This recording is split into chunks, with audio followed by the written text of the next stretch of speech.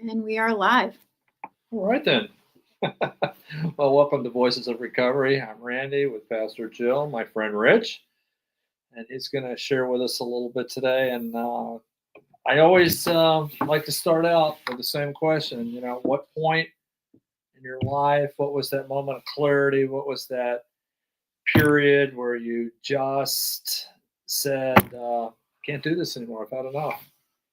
You know, I've had numerous points in my life that I've thought that until I accepted it.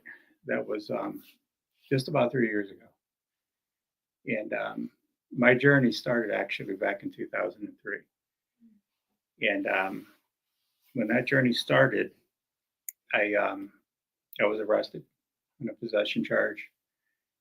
And what happened was I got into a program, a 12-step program, and as soon as I got out of the jam, my life turned back to what I'm normal, what's normal to me, Right. And that's drinking and using. And then that carried on for quite a few years, in and out of the program, and then in 2017 I got jammed up. I got a DUI, actually, what I got. And when that happened, I got with my sponsor and I worked the program. But what happened, and it tells us in one of our readings, I worked the first half of the 12-step program. Which when I look at that, I worked the fellowship program. I didn't work the spiritual program, and I went back out. When I came back in almost 3 years ago, I realized what happened is one of my kids needed me, and I wasn't the father that she needed at that time. And this one actually gets a little emotional for me. And that's the answer to your question, Randy. That's when I believe on April 4th of 2023 is when I had somewhat of a moment of clarity that I didn't understand at that time, but I knew I needed to do something about my alcoholism. And that's when I came back into the program. And if that kind of answers your question. No, it does. And, it takes different forms for different people, and people can get off, at any floor, and, some people don't make it. I mean, come in. Just kidding. That's the air conditioner. But Jill, I always wanted to ask you something, and apparently because he mentioned, a little bit of a spiritual awakening here, or whatever that takes to get you in that direction. Yeah. How did this correlate with you being a pastor, and how does that work for you, and not only in your daily life, but in a congregation when you're sharing the story of recovery? Well, we just came out of a study, right, where I was very transparent about something that took place in my own life, even yesterday. I kind of look at it, my spiritual path, the same as my recovery path, that the only thing you can cure is a ham. So I'm constantly teachable. I am a work in progress, and that you can slap pastor in front of my name, but it doesn't mean that I have it all figured out. What I love that you said, and it hit home, was this idea of checking off boxes of a program versus working the spiritual program, right? Exactly. Just doing the fellowship versus the spiritual. And I think that that's been for me, this understanding of who I know that my higher power is, very grace-filled, that there's room for mistakes. There's room for mess ups. There's room, right? There's not just a fine line. There is this space between the program and the checking off of the boxes and my spiritual path. There's a little bit of an area between there that I maneuver in between. So Rich, I know there's some work. So, we got to, these things are suggested that we do, and then there's some self-discovery, and there's some amends, and then, there's this spiritual awakening. My question is, when I first, tried to do this and didn't do it correctly, I just did 1 and 12, because I just wanted to share the word without doing any of the work. that talks about that half measures avail us nothing. At what point did you realize the first time that you were here, or whatever, how long you were here, that that failed, and this time you actually had to do it all?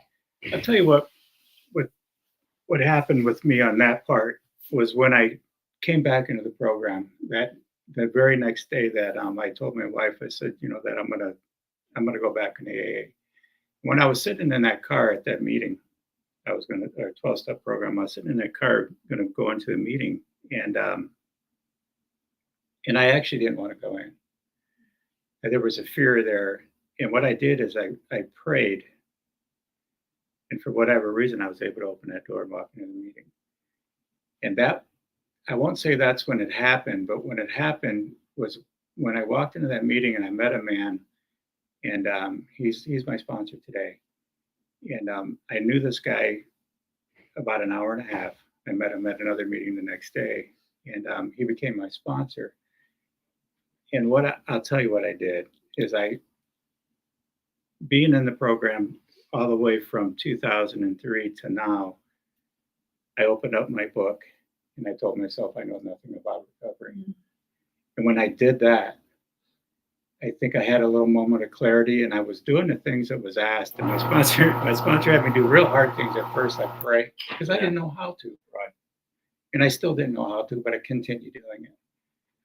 And then there's these steps that we take, and when I was able to get to step 3, and I did that step with my wife, that's when I had that moment of clarity. I knew then, I felt something change in me at that moment, and I was ready. And I was ready to make that, to do the requirement, to continue on with this journey. And now I have 4 through 12 to go through. And I'll be honest with you, step 4 is a difficult step. It was for me. There was emotion in it. There was, and when I finally got honest with myself and wrote down, because I couldn't deny what I wrote. It's brutal. It is. It's brutal. It is. But I was able to get through it, and I was able to talk about it.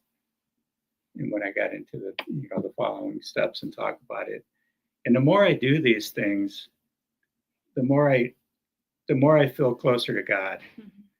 and the more I know that God loves me, and I'm on this journey. And I get emotional. I love the journey that I'm on today, and I honestly didn't think that I had it in me. I really didn't think I had it in me to do this. I thought I was going to be one of these people that just could not get honest. Yeah, that's what I thought. Brutally honest. Yeah. And if that helps your question. No, it's spot on, because I just remember thinking, after having 4.5 years of sobriety one time and relapsing for 6 months, that's when that was the hideous 4 horsemen. That was the bewilderment, the terror. I just started thinking, maybe I can't get this. Maybe I'm not able to be completely honest with myself. Maybe, I have this mental disorder and this isn't going to work for me. And that's when you start thinking, well, maybe I can fix this permanently, and then that's when, I said, well, wait a minute, you did have 4.5 years of sobriety. Thank God that journey for me only lasted 6 months. And you have had sponsors like this too. Back in the day, my sponsor told me 34.5 years, almost 35 years ago, he said, open the big book, tell me what's on the first page. And I kept writing stuff and giving him stuff. And finally he said, no, the first page is blank. And that's what you know about getting sober, or you wouldn't have relapsed. So, that's when my journey really started. But I really feel, regardless of where you've been or where you're going, if you don't completely surrender or you're not ready, it isn't happening. Yeah. It's just not happening. I've experienced that, with that. I totally have. And,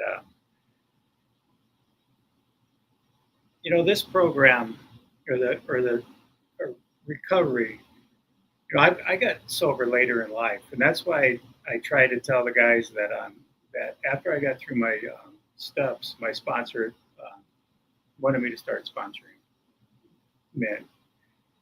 And I was scared to death of it. And I started doing it. And the more that I did it, the more that I started working with people, the more that I realized I didn't know really that much. Yep. So true. And these guys teach it. They have taught me so much about recovery, about living. Well, your book tells it, about living like the image of God. What He wants, how He wants us to conduct our lives. And the way I was running my life was total opposites. And I'm not good at it, but I'm getting better. And I think that the message out there is that it doesn't matter when we change, when we decide I'm heading up. It could be, I adore people that got sober young in life. I really do. But it's such a blessing for people that were able to get sober later in life too. It truly is. Yes. Yeah. All right, Jill. It's kind of like you having to do, Bible study on Wednesday afternoon. It forced you learn, don't you? It forces you to learn. And there are times, even as a pastor, that I put my hands up in the air and I'm just like, I don't have the answer to this. I don't know. I'm on the blank page still. Teach me. Today was one of those days. A lot of questions that we have before us, and I don't have the answers.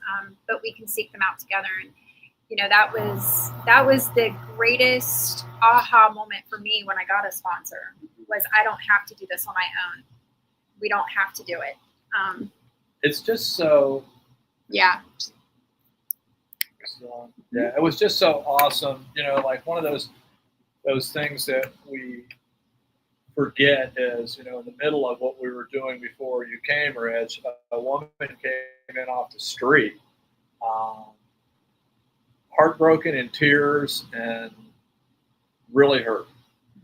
And she was able to come into the room that we were at and express all of these things, be accepted, and leave there feeling better. And I feel like that's what 12-step programs do for you. They're accepting, they don't judge you, and they allow you to grow. And man, I'm just so grateful for that. I am so grateful for that. I wouldn't. This morning I was sitting in my garage and I was thinking about this past 3 years of how not only my life changed, but how my family's life has changed. And, I always look at it that we're a family that are healing. And we are. The relationship that I have with my two kids today is phenomenal. We talk a lot, pretty much every day. And my son, he's in the Air Force. My daughter, she works in the school system. And they live in Texas, and thank God for, FaceTime and stuff, right. Right. And I share my experience. I'm an open book with my kids today. And I share my experience with them. And, it's amazing what if we allow God in our lives, that we have the ability to change. Mm-hmm. And that's what I've found out with, in 12-step programs. It's all about change in relationships. Yep.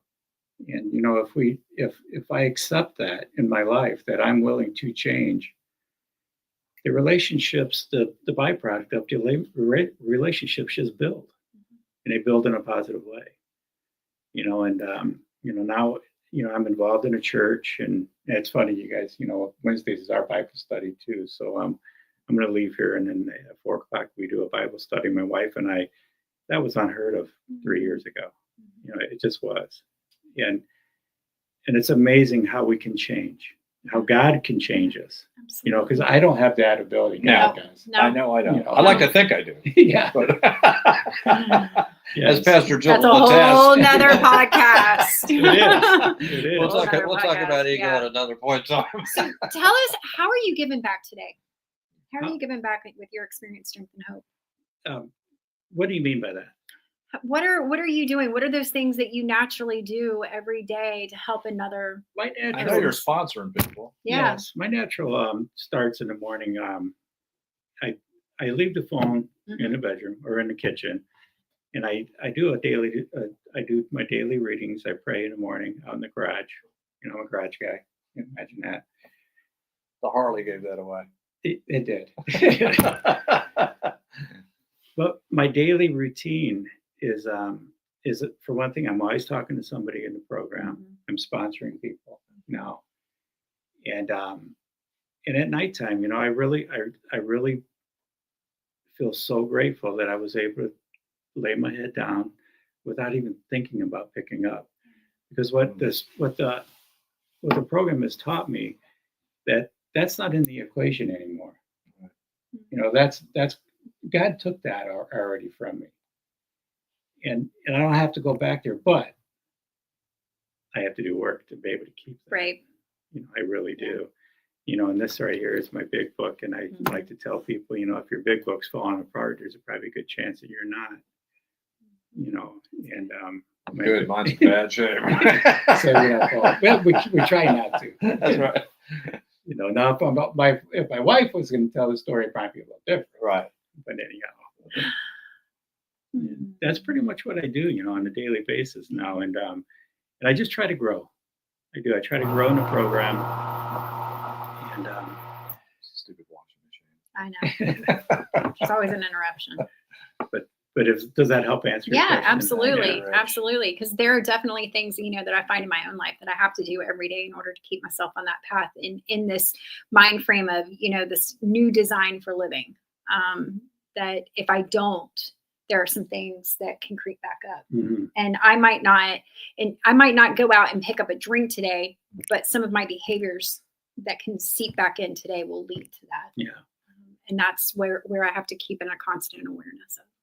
Well, I had a medical procedure a couple of weeks ago, and I wasn't able to go to a meeting, but I was still staying in contact with people in the program. And my wife caught it. She goes, "There's something off with you."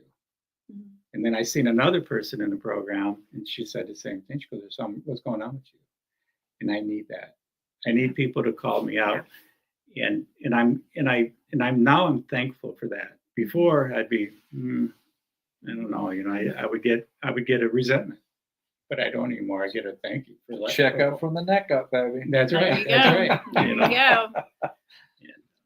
Well, I That's know you it. got to run, Jill. I do. Got meetings all afternoon. Thank you guys for asking me to do Thank this. you for being here with us. We're really blessed to have you. I'm Yeah, glad you came. absolutely. You know, maybe in a few years from now, after I grow a little bit more, we can do this again. Yeah, Yeah, sounds good. good. All right, guys. Yeah. Even if it's from a walker, we don't care. Oh goodness! You mean you're going to be on the walker? Well, thank you All so right. much for joining us for Voices of Recovery. God bless everybody and have a wonderful Yep. day. Have a good day. See you later.